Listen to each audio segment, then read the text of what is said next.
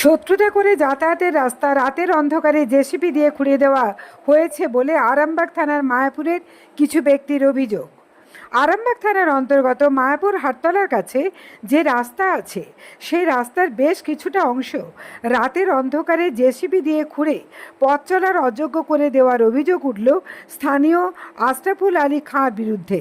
তার বাড়ি নাকি এলাকার কালুপাড়ায়। অভিযোগকারীরা জানান এটা এলাকার এক ব্যক্তিগত রাস্তা, যদিও ২-৩টি বুথের মানুষ এই পথ দিয়ে হাঁটেন। তারা শুধু যাতায়াতই করেন না, কেউ বা স্থানীয় হাটে, কেউ স্কুল কলেজে, কেউ বা বিভিন্ন কাজে এই পথ দিয়েই যাতায়াত করেন। এই রাস্তার পাশে হীরা, ময়না, সালেহা খাতুন, স্থানীয় যে পীর হুজুর, তার সন্তান প্রমুখরা থাকেন।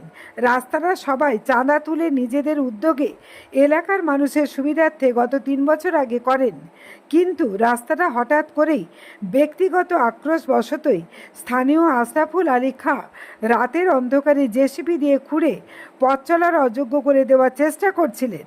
স্থানীয় কয়েকজন সেটা দেখে ফেলায় এবং চিৎকার করে তাড়া করায় নাকি তারা এই রাস্তাটাকে ভোরবেলায় রাতের অন্ধকারে ভেঙে দিয়েছে। হ্যাঁ, জিসিবি দিয়ে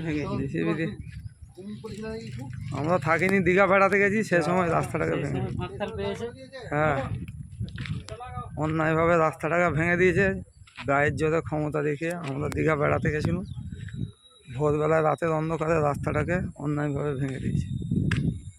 এই যে গোটা রাস্তাটা ছিল অর্ধেকটা ভেঙে দিয়েছে। এলাকার লোকরা প্রতিরোধ করতে তারপরে পালিয়ে গেছে ছুটে, জিসিপিওয়ালা পালিয়ে গেছে। আশরাফুল আলী খান বলে একজন এখানে ভাঙতে এসেছিল, হ্যাঁ, সে পাড়া এলাকার লোকরা প্রতিরোধ করতে এইটা রাস্তা, সব এখানে লেবাররা কাজ করে, এটা বাড়ি, এই রাস্তা, এই রাস্তা সোজা যাচ্ছে। এটা ৩-৪টে গ্রামের লোক যায়, ৩-৪টে গ্রামের লোক এখানে কাজ কাম সমস্ত কিছু, হাটের লোকরা রাস্তা পারাপার করে, স্কুলের ছাত্রছাত্রীরা রাস্তা পারাপার করে। হ্যাঁ, এইখানে অন্যায়ভাবে গায়ের জোরে ক্ষমতা দেখিয়ে রাস্তাটাকে ভেঙে দিয়েছে।